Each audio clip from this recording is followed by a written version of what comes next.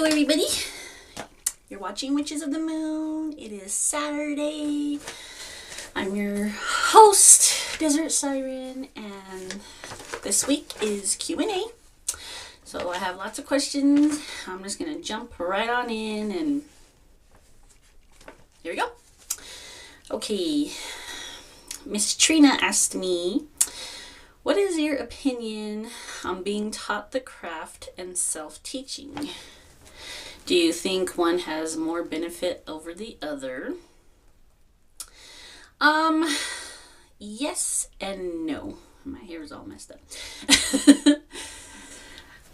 I think self-teaching has a lot of benefits because you have more of a chance to do more exploration. You get to deal more with your own spirit and what you feel, what you believe. You have more time to experiment and practice compared to, in my opinion, I've noticed when teaching with others, a coven, or just other people, there tends to be an agenda on how to practice or what you're practicing next or whatnot. So definitely, both have pros and cons in my opinion. Being self-taught, you have more time, you don't feel rushed, you can do more spiritual work, and you know how fast you learn or how fast you don't learn, compared to when learning with others. They might be on a different agenda, or they might want to do different things, or they're at a different speed. So you're kind of like, meh. So I think self-teaching is better because I've done both. So in my opinion, self-teaching is a little bit better. And then it's nice to join after that. Then you can teach them everything you learned yourself. And on a side note, she said, how did you think of your daughter's names? My oldest, Harmony, was actually named after a stuffed dolphin. It's a stuffed toy that, sorry, allergies. When you squeeze it, it makes a little dolphin noise. And it was just kind of heat of the moment. Her father and I were not agreeing on any names, and I was holding my little stuffed dolphin toy, and I saw the little tag sticking out, it said Harmony, and I said, fine, if it's a girl, I'm gonna just name her Harmony. And the ding dong was like, yeah, I like that. So it was kind of a fluke with her name. And then my youngest, Lyric, I actually heard her name even before I had my first one. I was watching the Arsenio Hall show. I don't know if you guys remember him. And he had Smokey Robinson on as a guest. And he brought on his little granddaughter, and her name was Lyric. And I just fell in love with that name. And then a couple years later, the movie Jason's Lyric came on. And, the co-star, I guess, his love interest, her name was Lyric. So after that, I was just really basically sold on the name. And the oldest didn't get it because her dad didn't like it. But with my second one, I was just like, yeah, her name's gonna be Lyric. Yep. And of course, my name, Meladee, my mom got that from a soap opera. A nurse on, I think, General Hospital. Her name was Meladee. So anyway. Let's see. From Erin, she asked me, have you included your children in your Sabbat activities?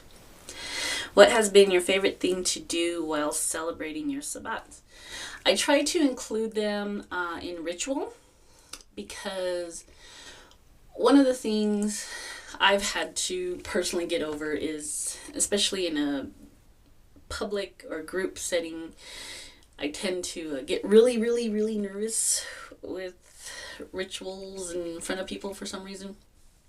And So that way they feel comfortable with me, the family, whoever's around, and then hopefully as they get older, they'll feel more comfortable with public rituals and group rituals or whatever. And it makes them, I've noticed the oldest takes it as learning, and the youngest just likes the fact that she's included.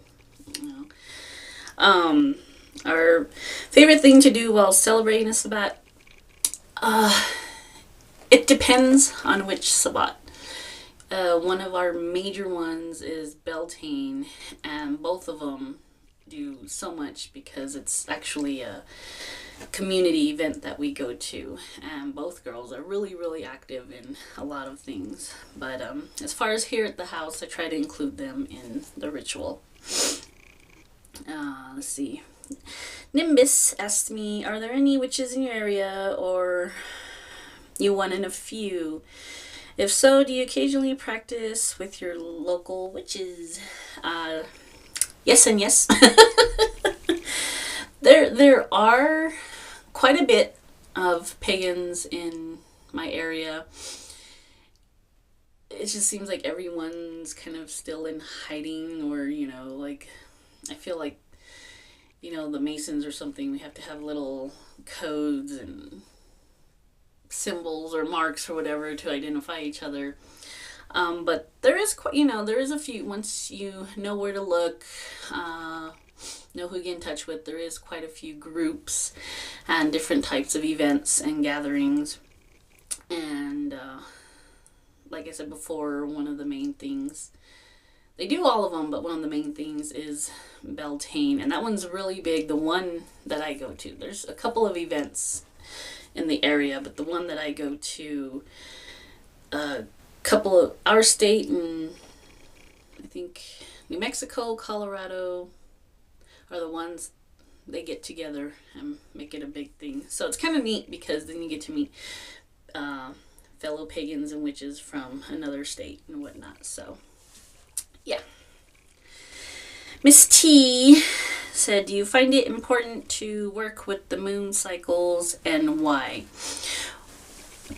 With being, yes, I do find it important because being a female, and we go through our own cycles, whether it's our monthly menses or in life in general, all of us, male, female, we're always changing. There's always different phases we got to go through. And I think if you learn to work with the different phases of the moon, you get the different feelings, the different energies, the different outcomes. It kind of makes sense when you mesh it in with life. Everything changes. Everything has a reason for happening. I think the only other thing that a lot of us tend to forget is we should also work with sun energy. Having Native American descent, that is actually one thing that we work with a lot, is the sun. And you got to honor both male and female. And then Alex, witchy dude, said, are there any snacks that you feel you have to eat before a ritual? I do think you have to have something in your stomach.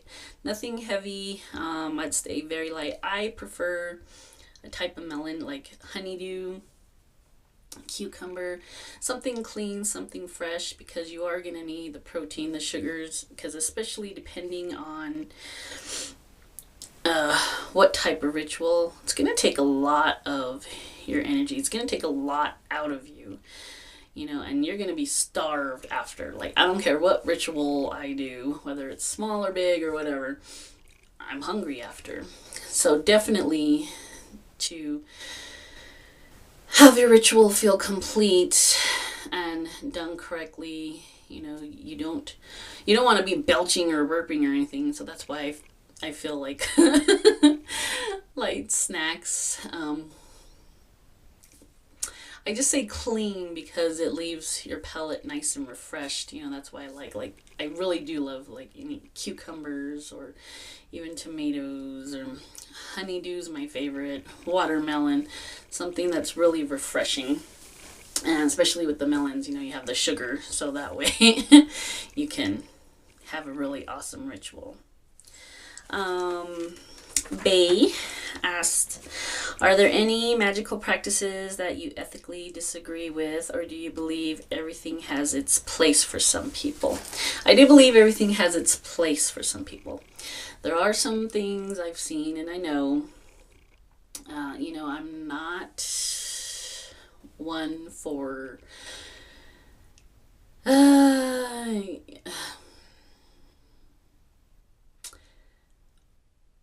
blood offerings, whether from humans and or animals, because especially deep in Mexico, with they chickens are always a favorite to offer up. And then there's other things I've seen that are just really, in my opinion, just really nasty, really gross. It's something I wouldn't do, but for that individual, if that's what they do, if that's what they're into, if it helps them or somebody else, so be it. It's just for personally, it's just not for me. It just depends on the levels of magic, where you want to go. I've seen some people take it to a level where it turns around and bites them in the ass because some of the stuff they do. And then there's other people where it drains them because some of the stuff. I'm trying to be real, not too descriptive, but yeah, for me, there's things that I just refuse to do and I won't do. But if someone else, I'm not going to stand there and criticize them and lecture them on what they're doing, because if that was the case, I'd just be a Christian. So, to each its own.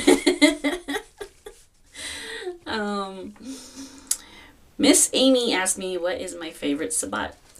It will have to be belting. And just because of the event that we go to, I've been doing the same event almost,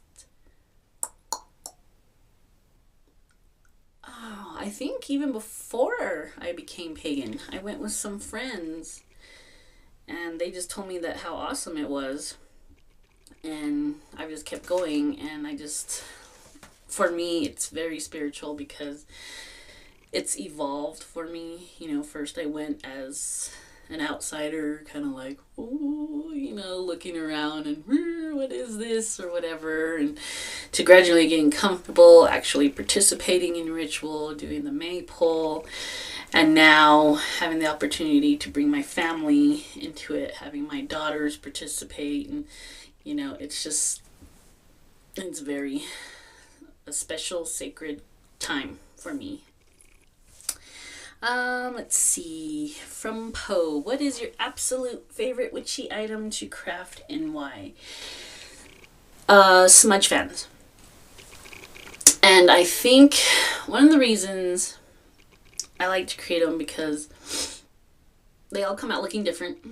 The same concept, okay, feathers, some type of handle, But I think a lot of people tend to forget that they can be very powerful and magical, depending on what kind of feathers you're going to bring. Like my ritual one, well, it's actually right here. All these feathers are, other than the peacock, but you have an eagle and the macaw feathers. Macaws are sacred to the Aztecs, which is my ancestors. And of course the eagle feather, from my Native American side. And this one's very special to me because that's when I was basically kind of accepted into this particular family. I'm from a pueblo, and I'm also, I guess you would say adopted by the Laguna Pueblo. But this was actually a Navajo family that accepted me as theirs. And then the peacock, I take it as the all-seeing eye there. This is rabbit, real rabbit, that one of our elders hunted. And I was there for that. I didn't do it, but I was there for that. But the thanks and everything that we gave after, thanking this little creature for giving up his life so that we can live ourselves. But there's a lot of meaning that can go into these. This is oak for protection.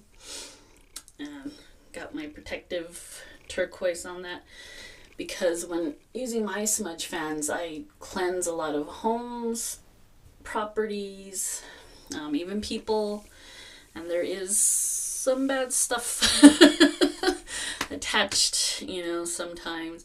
So even though you have your smudge stick and the sage, cedar, juniper, whatever you want to use, but that is also a powerful tool that is helping you rid whatever energies that are around, you know. And I think a lot of people forget that, you know. They think it's all about the, you know, the little sage stick, and there's more, you know. So that's why I love smudge fans. I put a lot of energy into it, a lot of thought and process, and especially what it's going to be used for, you know. And for me, it's kind of hard to craft them all the time, because I do get feathers that mean something, and I have to make sure that I get them from a place or someone that I trust, that I know it's humanely collected. So yeah, that is my favorite thing to craft. From Jay, what made you want to be a witch?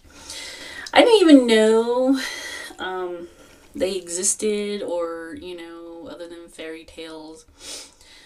When I just start reading on paganism, it just really resonated with me on the religion part, the spiritual part. I think the witchiness just comes as a bonus. All the information and things you can do, it's just like, yeah, buddy, you know. You know, but I never knew that there was such a thing. I knew, like, in Mexico we have brujas, and they're the ones you don't want to mess with.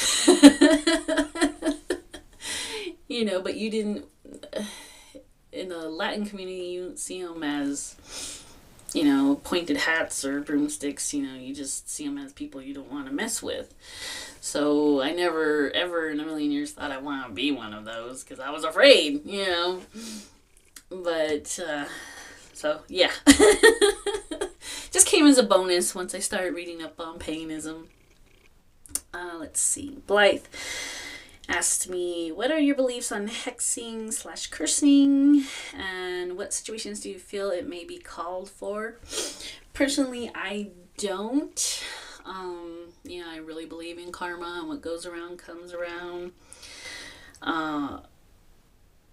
You know, I understand with certain things, you know, there's a lot of assholes out there, and, you know, and some of them probably deserve it, but, you know, I'm not the judge, so I don't do it.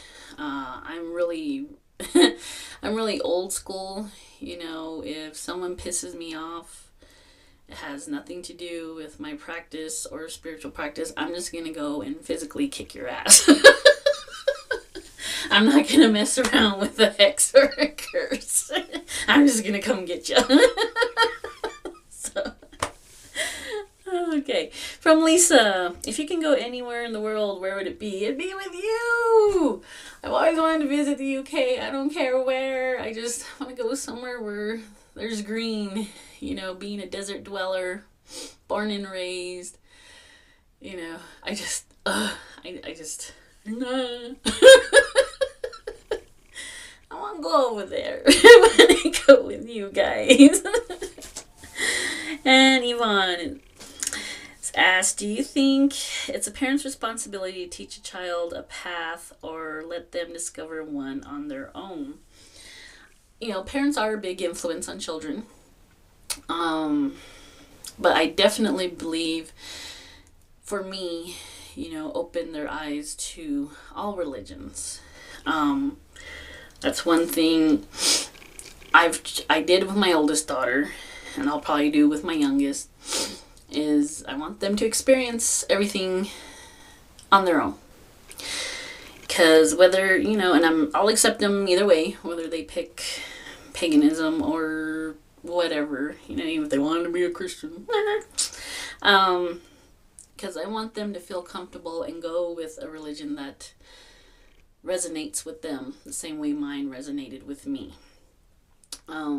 So, you know, I encourage them, read up, you know, if you want to read up on Hinduism or the Buddhists or Christianity, or, you know, I do encourage it a lot. You know, I want them to find what's right for them, because I feel as long as I instill the qualities of how to treat people, how to accept people, how to love one another, be kind to everybody, I'm pretty positive that, you know, whatever religion they choose, I just want them to become a great and good person, you know. So as long as I can accomplish that, I feel I've done my duties as a parent. So regardless of whatever path they choose, I will support them, and as long as they're good humans, kind humans, that's all I want for my babies. And last, from Natalie, what is your biggest struggle as a solitary? I think the loneliness, actually. Not really having the human companionship, you know, as we all strive to talk to other people, to have that person at your side, you know, because when you're alone and you feel alone. And, you know, I believe that other people being in your life, you know, even practicing with you, you know, it does give you a little something different. And I think that's really it, you know. I mean, there's some people that if you're solitary for so long, they feel you have to prove yourself that you know the craft well enough or whatever. But I've gotten past that age where I'm just like, I've been doing this too long, so don't try to test me. But I think actually just the actual physical loneliness, you know, because it does. There's times where, you know, my kiddos are asleep or the other one's gone. The man witch is at work, and I have to do my full moon ritual outside with my dog all by my lonesome, and that's how it feels. It feels lonely at times. You know, there's some times where I love it. It doesn't affect me, but, you know, you just want that bond with people once in a while. So, okay, that's it. I'm done. I hope all of you enjoyed it. And to all my fellow hosts and hostesses, which is the moon, I hope you enjoyed this video. I wanted to keep it under 20 minutes. I didn't. Ah, man. Blessed be everybody, and we shall see you next week. Bye-bye.